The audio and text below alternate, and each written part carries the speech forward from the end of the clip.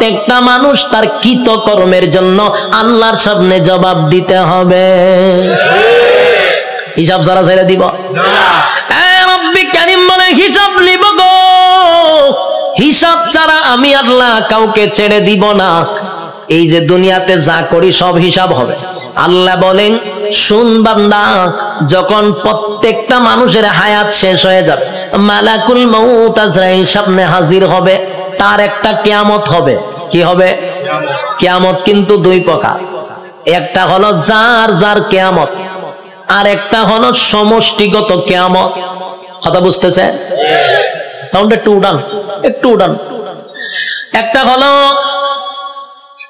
যার যার কিয়ামত, আর একটা হলো সমষ্টিগত কিয়ামত। আল্লাহ রাসূল বলেন যার যার কিয়ামত সম্পর্কে বলেন মাম্মা তা ফাকাত কামাত কিয়ামাতুহু, যে যখন মারা যায় তার কিয়ামত তখন শুরু হয়। আমি যদি স্টেজে এখন মারা যাই, আমার কিয়ামত এখান থেকে শুরু হবে। আরেকটা হলো সমষ্টিগত কিয়ামত, সেই কিয়ামতটা হলো কিয়ামতে কুবরা, এটা বড় কিয়ামত, সেটা বাঁশির মাধ্যমে হয়। ইসরাফিল আলাইহিস সালাতু ওয়াস সালাম যখন বাঁশি ফু দিবে, আল্লাহ বলেন এই গোটা পৃথিবীর যা কিছু তোমরা দেখো, বিশ্ব পরিস্থিতির পরিসমাপ্তি আমি ঘটায়া দিব। এটা হইল সমষ্টিগত কিয়ামত। ইদা জুলজিলাতিল আরদু জিলজালাহা, জমিনের মধ্যে তখন জালজালা শুরু হবে, ভূমিকম্প শুরু হবে। যখন যে একটা ভূমিকম্প হইছে 13 সেকেন্ড, 13 সেকেন্ডের ভূমিকম্পে সব শেষ হয়ে গেল। আর ওইটা যে শুরু হইব, ওইটা 13 সেকেন্ড না, 13 ঘন্টা না, এটা চলতেই থাকবে। পাহাড় গুলি তুলার মতো উঠতে থাকবে। বিল্ডিং তো দূরের কথা, পাহাড় উইরে উইরে চলবো। এই ভূমিকম্প থামবে না। কুল্লু মান আলাইহা ফান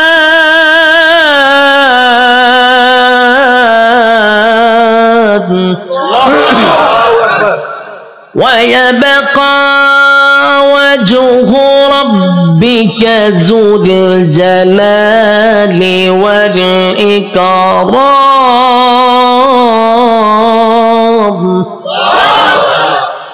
সব শেষ করব। এই অর্ডার কইও সাউন্ড বাড়ানোর দরকার। আমি একটু রিবাব আর ইকুটা তুলে দেন না, আমি চিল্লাইলে তো ইকু রাখবো। হালকা রিবাবের ভিতরে ইকুটা দেন। অত্যন্ত কিয়ামত শুরু করছিলেন মাইক মাহফিল, এখন হালকা একটু রিবাবটা ধরায় দেন আমার, যাতে প্রেসারটা গলাত না পড়ে। আল্লাহ বলেন কুল্লু মান আলাইহা ফান ওয়া ইয়াবকা ওয়াজহু রাব্বিকা যুল জালালি ওয়াল ইকরাম। চলবো। কুল্লু মান আলাইহা ফান, সব ধ্বংস হবে। ওয়া ইয়াবকা ওয়াজহু রাব্বিকা যুল জালালি ওয়াল ইকরাম, শুধু আল্লাহ ছাড়া সব ধ্বংস। আজরাইলও ধ্বংস, যে সিংহায় ফুক দিব সেও ধ্বংস হবে। মোট কথা কেউ থাকবে না। এটা হলো সমষ্টিগত কিয়ামত। আর প্রথম হলো যে যখন মারা যাবে তার কিয়ামত তখন থেকেই শুরু হবে। যুবক ভাইরা আমার, আল্লাহ বলেন প্রত্যেকটা মানুষের কিয়ামত আছে রে, যে যখন মারা যায় তার কিয়ামত শুরু হয়ে যায়। যেদিন মারা যাবেন আল্লাহ বলেন হিসাব নেওয়ার জন্য আল্লাহ পুনরায় আবার আমাদেরকে দাঁড় করাবে। আলোচনার শুরুতে একটা কথা বলছিলাম, আমরা কিন্তু এই পৃথিবীতে পরীক্ষা দিতে আসছি, ইয়াদ আছে না? পরীক্ষা দিতে আসছি। বলুন তো রেজাল্টটা কোথায় দিবে? রেজাল্ট কিন্তু পরকালে হবে। আল্লাহ কয় রেজাল্টটা দেখানোর জন্য আবার তোদেরকে পুনরায় আমি জীবিত করব। আল্লাহ বলেন সিংহায় যখন ফুঁক দিব সব ধ্বংস হয়ে যাবে রে। সব ধ্বংস হওয়ার পরে সর্বপ্রথম আমি আবার জীবিত করব ইসরাফিল আলাইহিস সালাতু ওয়াস সালামকে। আবার আল্লাহ বলবেন সিংহায় ফু মার। যেই মাত্র আরেকবার ফু দিবে, ওই শেষের ফুয়ে প্রত্যেকটা মানুষের বডির ভিতরে আল্লাহ আবার রূহ দিবে। কাদা রুহু পাইয়া মানুষগুলি মাটি গঠন হবে, আবার পুনরায় বডি গঠন হবে।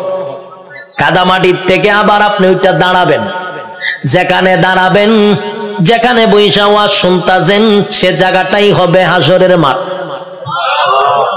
যেখানে বই আওয়াজ শুনতাছেন এটা হাসরের মাঠ হবে। এই পৃথিবীটাকে আল্লাহ হাসরের মাঠ বানায়া দিবে। কিন্তু এখনকার পৃথিবী আর তখনকার পৃথিবী একরকম নয় রে।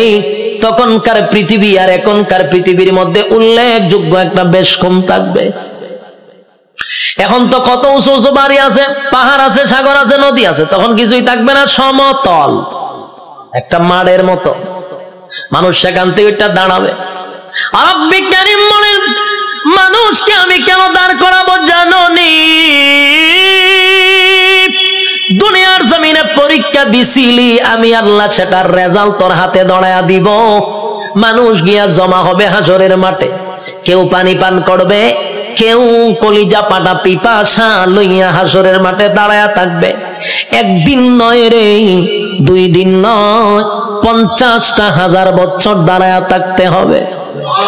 সাধারণ কথা না, সাধারণ কথা না। পানির পিপাসায় জিহ্বা কুকুরের মতো বাহির হবে। আল্লাহর পয়গম্বর বরকতে হাত দিয়া কাউকে পানি পান করাবে, আর কেউ পানি না পান করে হাসরের মাঠে দাঁড়ায়া থাকতে হবে। 50,000 বছর বাড়ির কাছে না, সূর্যের তাপে মানুষের মাথার মগজগুলি গলে গলে পড়বে, জিহ্বাটাও বাহির হবে। এই অবস্থায় যে কত হাজার বছর মানুষগুলি একটা সময় বিরক্ত হইয়া চিৎকার দিবে আর বলবে, মালিক রে, জান্নাতে দেও না হয় জাহান্নামেই দেও, হাসরের মাঠে আর ভালো লাগে না, সেখান থেকে আমাদেরকে সরায়া দাও। আদম নবীর থেকে লইয়া ঈসা রূহুল্লাহ পর্যন্ত মানুষ সবার কাছেই যাবে একটু আল্লাহর কাছে সুপারিশ করার জন্য। আদম নবীও বলবে ইয়া রাব্বি নাফসি, ইব্রাহিম আলাইহিস সালাতু ওয়াস সালাম বলবে ইয়া রাব্বি নাফসি, নূহ পয়গম্বর বলবে ইয়া রাব্বি নাফসি, মুসা নবী বলবে ইয়া রাব্বি নাফসি। এইভাবে 1,02,24,000 পয়গম্বর ইয়া ঈসা আলাইহিস সালাতু ওয়াস সালাম পর্যন্ত সবাই একটা কথা বলবে, ইয়া রাব্বি নাফসি। আমার কি উপায় হবে? আজকে আল্লাহর সামনে কথা বলার সাহস কোনো নবীর হবে না। কথা বুঝতেছেন আমার?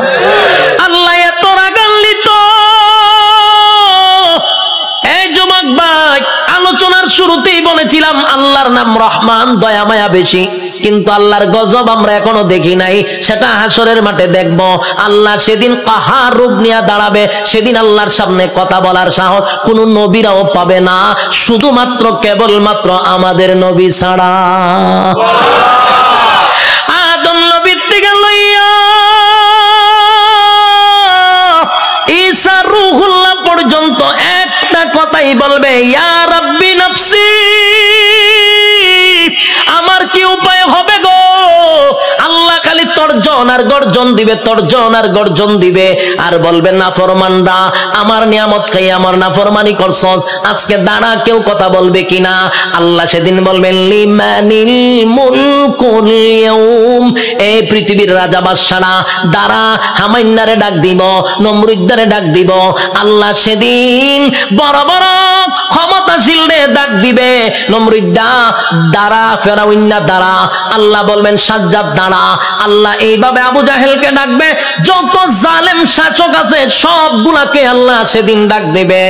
ভারতের দাদারেও ডাক দিব, ওয়াংশাংশচিরও ডাক দিব, বুসারেও ডাক দিব, সবাইরে ডাক দিব। বেডাগিরি তো কম দেখাইছত না, আজকে দেখা। কথা কন্যা দি, বেডাগিরি যারা বাংলাদেশও করো তারাও কিন্তু ডাক দিব, দাঁড় করাইব, দাঁড়া, বেডাগিরি কম করছত না, নির্দোষ আলেমদেরকে সাইজ করছো, দাঁড়া, আজকে দেখি তোর ক্ষমতা কতটুকু আছে।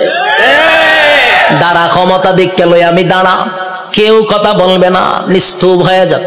কথা বলার সাহস আছে নি কেউ? এখন এনে কত বেড়াগিরি, এখন বেড়াগিরি অভাব নাই। সেদিন কেউ কথা বলবে না, কেউ কথা বলবে না। আল্লাহ তখন নিজেই কইব লিল্লাহিল ওয়াহিদিল কাহার, আজকের একমাত্র ক্ষমতা আমি আল্লাহ। এই ভয়াবহ পরিস্থিতিতে কেউ কথা বলার সাহস পাবে না।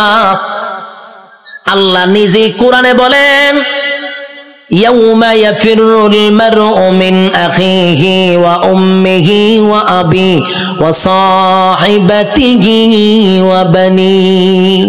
কিয়ামতের মাঠটা এমন হবে, মা তার সন্তানের পরিচয় দিবে না, সন্তান মার পরিচয় দিবে না, বাবা তার সন্তানকে চিনবে না, পরিচয় দিবে না, চিনলেও পরিচয় দিবে না, ভালো করে চিনবো পরিচয় দিত না।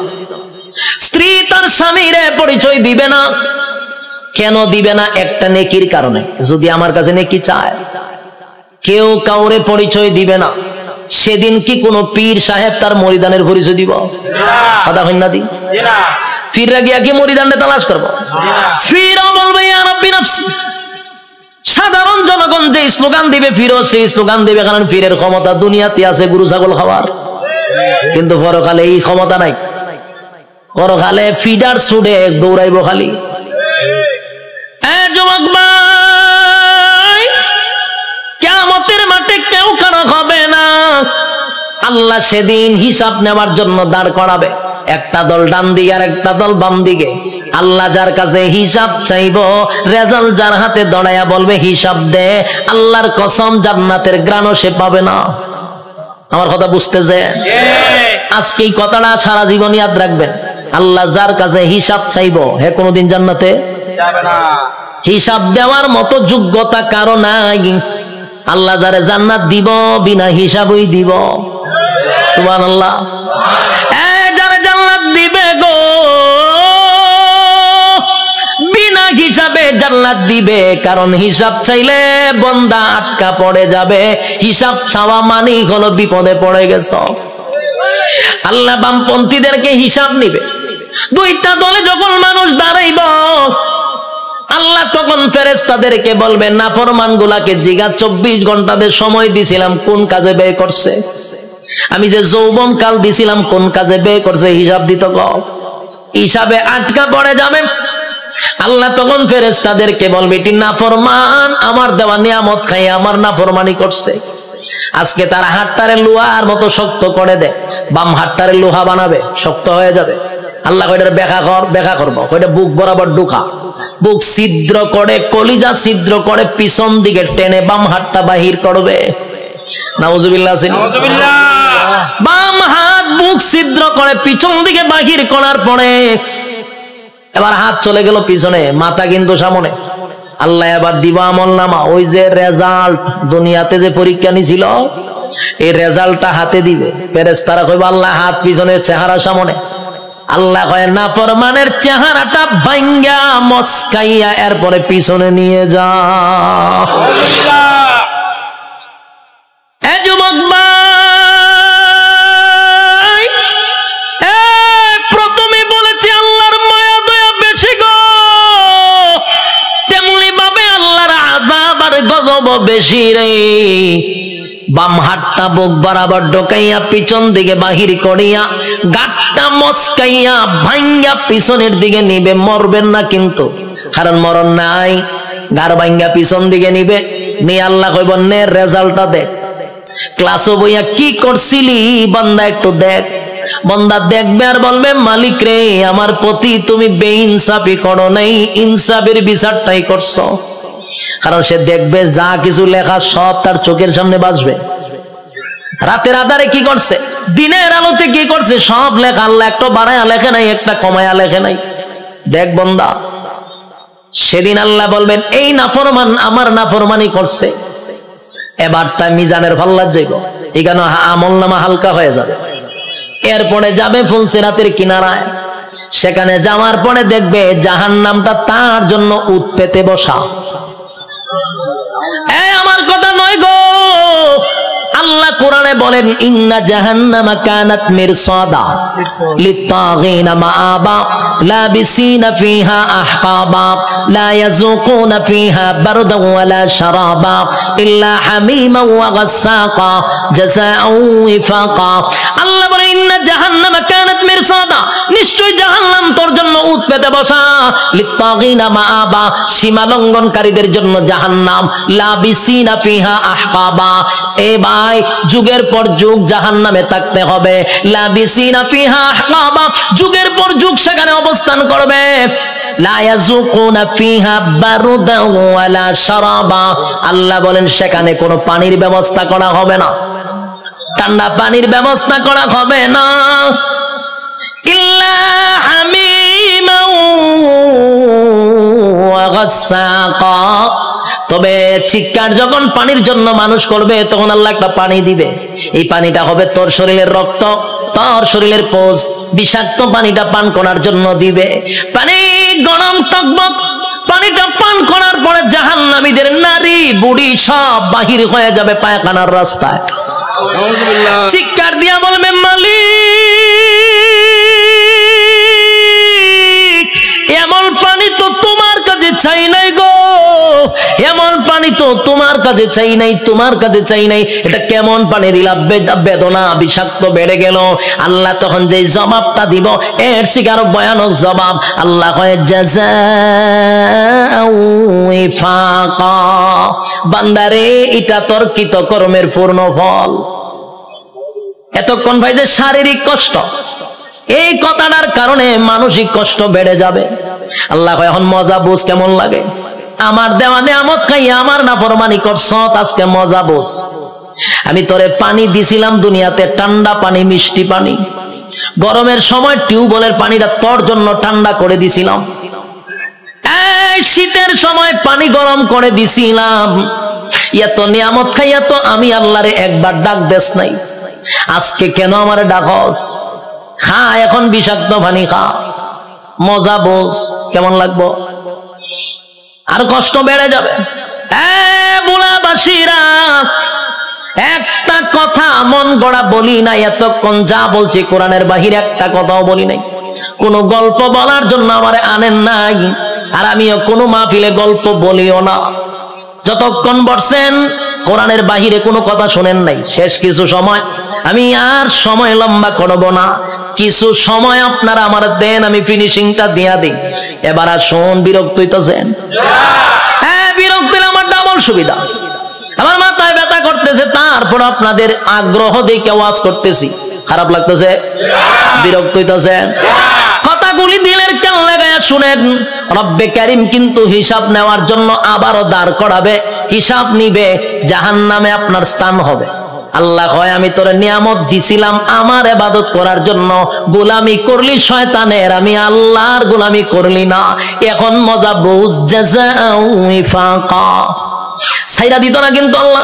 হ্যাঁ যুবক ভাই, এখন আসুন, একটা দল জাহান্নামে চলে গেল, আরেকটা হলো ইল্লা আসহাবাল ইয়ামিন, আরেকটা দলের কাছে আল্লাহ কোনো হিসাব চাবে না, বিনা হিসাবেই জান্নাত দিবে।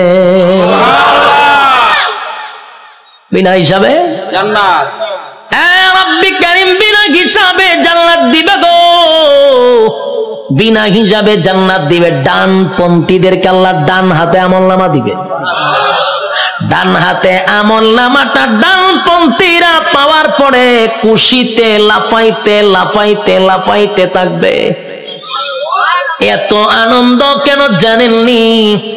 নিম্নস্থলের একটা জান্নাতির জন্য আমার আল্লাহ এই পৃথিবীর 10টা পৃথিবীর সমান জান্নাত রাখছে। আরো জোরে কোন আল্লাহু আকবার, আরো জোরে আল্লাহু আকবার, ইমানের আওয়াজ দিয়ে বলেন আল্লাহু আকবার। রব্বে কারীম বলেন বান্দা শুন, এই পৃথিবীর 10টা পৃথিবীর সমান্তরে জান্নাত দিব, নিম্নস্থলের জান্নাতীরে 10টা পৃথিবীর সমান রাজত্ব দিব। ডান হাতে আমলনামাটা পাইয়া বান্দা লাফাইতে থাকবে আর বলবে মালিক আমি এত খুশি, এত খুশি, এত খুশি, এত আনন্দ, এত আনন্দ আমি কোথায় রাখবো? লাফাইতে থাকবে। আল্লাহ কয় দাঁড়া, লাফাস করে। আল্লাহ আমি এত বড় নিয়ামত পাইছি, কোথায় রাখবো গো? আমি আনন্দ কোথায় রাখবো? দুনিয়ার মানুষ 10 কেজির একটা কাপ, বিশ্বকাপ পাইয়া সারাটা দেশ আনন্দে লাফানো শুরু করে। আর আল্লাহ কয় গোটা পৃথিবীর 10 পৃথিবীর সমান এক একটা রাজত্ব দিব। খুশি কম না বেশি? যুবক ভাই, খুশি হওয়ার আরো কারণ আছে। আল্লাহ বলেন জান্নাতি শুন, দুনিয়াতে যদি তোর আমি আমেরিকার প্রেসিডেন্ট বানাইতাম, কিন্তু এক সময় তোর মরণ লাগতো। কথা হয় না? আমেরিকার প্রেসিডেন্টের মরণ আসেনি? বাংলাদেশে যারা রাজত্ব চালাইতেছে তারার মরণ আসেনি? গোটা পৃথিবীও যদি রাজত্ব করত, জুলকারনাইন গোটা পৃথিবী রাজত্ব করছে, মরণ ছিল? বাদশা সুলাইমান গোটা পৃথিবীর রাজত্ব করছে, মরণ ছিল? নমরুদ্দা গোটা পৃথিবীর বাদশা ছিল, মরণ ছিল? বখতে নসর গোটা পৃথিবী রাজত্ব করছে, মরণ ছিল? তাহলে গোটা পৃথিবী রাজত্ব করলেও মরণ আছে রে। আর আল্লাহ বলেন 10 দুনিয়ার সমান একটা জান্নাতের রাজত্ব দিব, আর কোনদিন মরবি না। একটা জবান বন্ধ রাখবেন না, বলুন সুবহান। মরণ নাই, এর থেকে বড় আনন্দ আসেনি? মরণ নাই, মরণ নাই, মরণ নাই। জান্নাতে ঢোকার পর আর মরণ নাই। আল্লাহ কয় দাঁড়া, মরণ নাই, আরো খুশিতে লাফাইব। এত আনন্দ কোথায় রাখবো? এখন আর মরবো না, আনন্দের সুরে লাফাইতে থাকবে। আল্লাহ কয় দাঁড়া, লাফাইস না, আরো আছে। আল্লাহ কি আছে? বলে আর কোনদিন তুই বৃদ্ধ হবি না। পৃথিবীর কোন মানুষ কি বৃদ্ধ হতে চায়? কথা হইনা দি, কেউ বৃদ্ধ হতে চায় না। সাদা দাড়ি লইয়া সেলুনে যায়, গিয়া দেখবেন কালার কইরা খালা বানাই লইয়ে পড়ে। যদি জিগায় কালা করছ করে কোনাইলে বুড়া দেখা যায়, তাহলে তার উদ্দেশ্য কোনো বুড়া হতে চায় না। বুড়া হতে চায় না রে। পৃথিবীর কেউ বৃদ্ধ হতে চায় না, বুড়া হতে চায় না। আল্লাহ কয় বুড়া হন লাগবো। কথা কোন ঠিক নেই? উপর দিয়া যতই কালো করো, ভিতরে বুড়া হইতেছে নি, চামড়া ঢিল হইতেছে। বৃদ্ধ হতে হবে। আল্লাহ কয় জান্নাতের ভিতরে নিয়ামত হল, আর কোনদিন বৃদ্ধ হবি না। 32 বছরের হায়াত দিব, কোনদিন বয়স 33 হবে না। আমার কথা বুঝছেন নি? বয়স কত হবে? 32 হবে, আর কোনদিন 33 হইতো না।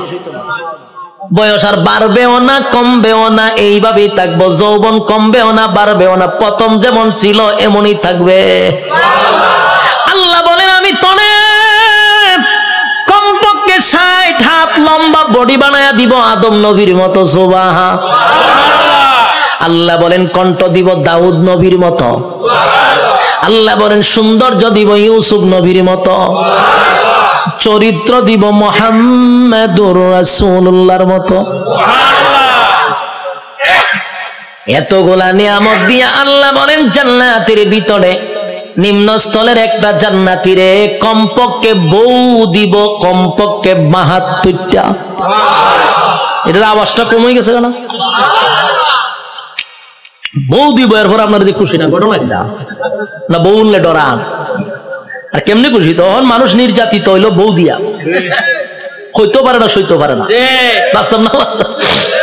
সারা বাংলাদেশে খালি নারী নির্যাতন, পুরুষ নির্যাতন দেওয়া, এটা নিয়ে কোনো মাতামাতি নাই। এমপিরা পর্যন্ত ঘরের এমপির কাছে মাথা নত হইরা লায়, নির্যাতিত। কিন্তু এটা নিয়ে সরকার কোনো মাথা কামায় না। এর লিগে মানে বিয়া কত হলো ডরায়, ঠিক নেই? একবার হাত তুলে আল্লাহ আমার তুমি নেও, আমার নেও, আমার নেও, আমি আর থাকতাম না। বউ উঠতেছে রেখো, আল্লাহ আমারও লিয়ে যাবো তুমি, দেখো তো আর মরে গীতা করতাম।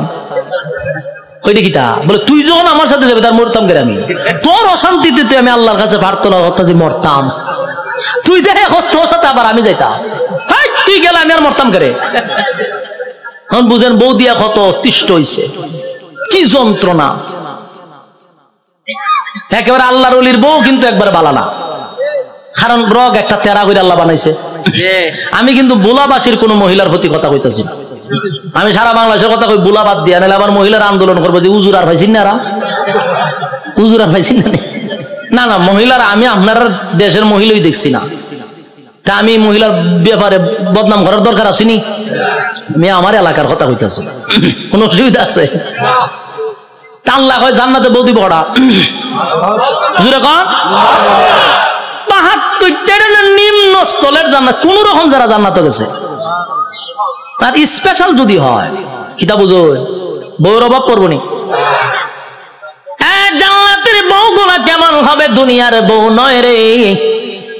দুনিয়ার বউ যত সুন্দরী হোক, প্রথম দেখার পরে আস্তে আস্তে বয়স বাড়ে, বাচ্চা কাচ্চা হওয়ার পরে ভালো লাগে না। আচ্ছা, তো আকর্ষণ কমেনি? যেটা বাস্তবিটা কই না কেরে, আল্লাহ নিজে হইতে যে আকর্ষণ কমবে। কিন্তু জান্নাতি একটা হুর দিলে এর ভাই যে প্রথম চাইবেন 40 দিন সাওয়ার মধ্যে যাইবো গা। সুবহানাল্লাহ আছে। এই যে চাইছেন এই সাওয়ার মধ্যে 40 দিন শেষ। আল্লাহ কি পরিমাণ সুন্দর দিয়ে বানাইছে, সুবহানাল্লাহ। আল্লাহ রাসূল বলেন কোন হুর যদি থুতু ফালাইতো আটলান্টিক মহাসাগর, পুরা পানি মেশকে আমর হয়ে যেত গা। কোন হুর যদি হাত বাইর করে লাড়া দিত, সূর্য আর দরকার ছিল না, এটাই যথেষ্ট। কিতা বুঝো, সুবহানাল্লাহ আছেনি? এমন সুন্দর আল্লাহ হুর দিব। একটার ভাই চাই আমরা 40 দিন যাবো, বাকি আরো বাদ ৭১টা রয়েছে। ইডির ভাই একটা চাইতেছে, আমরা দিন এমনি যাইব, খুশি না বাজার? আর এগুলা দুনিয়ার বউয়ের মতো না, বউয়ের মতো না। দুনিয়ার বউ যদি 3 ঘন্টা বালা থাকে, 6 ঘন্টা ঝগড়ার মধ্যে থাকে। বাস্তব না বাস্তব? 3 ঘন্টা এখন খুব বালা রক সোজা, 3 ঘন্টা যা আপনি যদি ঝগড়া করতে করতে। আল্লাহ কয় জান্নাতি মহিলারা কোন সময় আপনার সঙ্গে ঝগড়াও করবে না, অভিমানও করবে না। জান্নাতের ভিতরে ৭২টা বউ দিবে রব্বুল কারীম। এই বউগুলা দিব আল্লাহ বলেন দুনিয়াতে অনুমতি দিছিলাম 4টা। কটা কপাল আসেনি 4টা? আপনারা ঠাডা হয়ে গেছে বাংলাদেশে জন্ম নিয়া। আচ্ছা, কয় তারিখ গেছে? 14ই ফেব্রুয়ারি। বাংলাদেশের সিস্টেম হইল, উচিত কথা কইলে অনেকে ভালো পায় না মানে, বাংলাদেশের সিস্টেমটা কি আমি আপনারা শোনাই। বাংলাদেশ হইল প্রেম পীড়িত করতে পারবেন, প্রেম পীড়িত বুঝুননি? ভালোবাসা করতে পারবেন, ফিরিত করতে পারবেন। এই জন্য 14ই ফেব্রুয়ারিও দিছে ভালোবাসার লাগিয়া। কিন্তু ভালোবাসা করতে পারবেন কার সাথে? 12 বছর হোক, 13 বছর হোক, 14 বছরের মাইয়ার সাথে প্রেম করতে পারবেন, কিন্তু বিয়া করতে পারতেন না। বিয়া করলে হয় দ্বন্দ্বনীয় অপরাধ, প্রেম করলে হয় এনজয়। কথা বুঝুন মনে কম, হাস্যকর বিষয় না, তামাশার বিষয় না। কথা দিয়ে কই নাবে, আমি কি মুর্দার সামনে কথা কইনি? তে কিতা মাতুই না দি? ও সিলেটি ভাষা মাইরে দিছি, কথার লাগিয়ে নি বুঝুন না আপনারা। ইয়া আল্লাহ, বেড়া লাগাই দিছি, ভাষা চেঞ্জ করতেছি, কইতেছি আপনারা মানে বলতেছি যে আমাদের দেশে প্রেম ভালোবাসা করা যায়। 14 বছরের মায়ের সাথে করলে হয় এনজয়। এক বয়সে বলা মানে এনজয় করে করুক। যদি বিয়া করেন গুনার থেকে বাঁচার লেগে বালা লুচ্চা চোখ বালা না। বাস্তব না বাস্তব? বিয়া করতে কোন লুচ্চা চোখ বালা না বলে, প্রেম করলে হয় এনজয়, এক বয়সে করে, এতে সমস্যা নেই। কি জালের বাংলাদেশের বাইরে, বাংলাদেশও বিয়া করলে হয় এর চোখ বালা না, প্রেম করলে হয় এনজয়। 14ই ফেব্রুয়ারি দিছে প্রেম করবার লেগে। ভাদ্র মাসে যেমন কুত্তার সিজন আছে, ঠিক ফেব্রুয়ারি 14 তারিখেও এই বান্দরের গোষ্ঠী গল্পের একটা সিজন আছে। মানুষ তো 2 ভাগে ভাগ হইছে, একটা হইল আদমের সন্তান আর একটা হইল বান্দরের সন্তান। বাস্তব না বাস্তব? ওই জাফর ইকবালের গোষ্ঠী একটা আছে, বান্দরের গোষ্ঠী। 14 তারিখ যা আছে বান্দর সান্দর লইয়া সব লাম্ব লাইমা খাম কু খাম দিনের খাম সব কইরা 10 মাস 10 দিন পর 71 টিভি বাইরিব। ওই বিভিন্ন ডাস্টবিনও দেখতো নবজাতক শিশু আসেনি। আটকা দেখবেন মাউতে গেলে নবজাতক শিশু পাওয়া গেছে ডাস্টবিনে, নবজাতক শিশু পাওয়া গেছে বিভিন্ন টয়লেটে। এখন এটি বসার খরচ করে, যে সময় আখাম কুখাম ফারকে হয় তখন বাধা দেশ না করে, এই সময় এনজয়। আর যখন ডাস্টবিনও বাচ্চা পাওয়া যায় এখন নবজাতক শিশু পাওয়া গেছে, জুতা দা বাইরে কপালের সারা বাড়াইলে দরকার। তামাশা শুরু হয়েছে।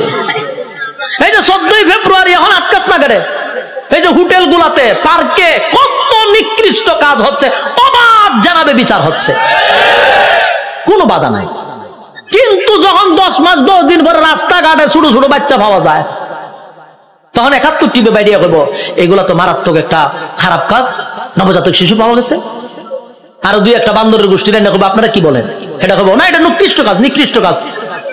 হেও কইব আবার এই সময় জুতা থাকতো আমার তো, আর কপালের মধ্যে খালি বাড়িতাম। এটা না বলে বাংলাদেশ। উচিত কথা কইলে মোল্লা বালা না, ঠিক নেই? মোল্লা বালা না। বান্দরের গোষ্ঠী মানুষ দুই ভাগে ভাগ হয়েছে এখন, ইয়াদ রাখবেন। আমরা হইলাম আদমের সন্তান, আর জাফর ইকবালের যারা আছে এটা সব হইলো বান্দরের সন্তান। জঙ্গল দুই বান্দরে আকাম কুয়াম করে জন্ম দিছে জাফর ইকবাল রে, আর এই সিলসিলায় যত আছে সব জাফর ইকবালের আওলাদ। কেমন হয়েছে? বইও লেখছে, বান্দর আগে আসছিল, আস্তে নাচতে নাচতে নাচতে লেঙ্গুর করে আসতে মানুষ হয়ে গেছে। বইটা আমি বই দেখছি, বইয়ের মধ্যে প্রথম বান্দর, এরপরে একটু বান্দর, এরপরে আরেকটু বান্দর, এরপরে সুজ হয়েছে, এরপরে মানুষ হয়ে গেছে।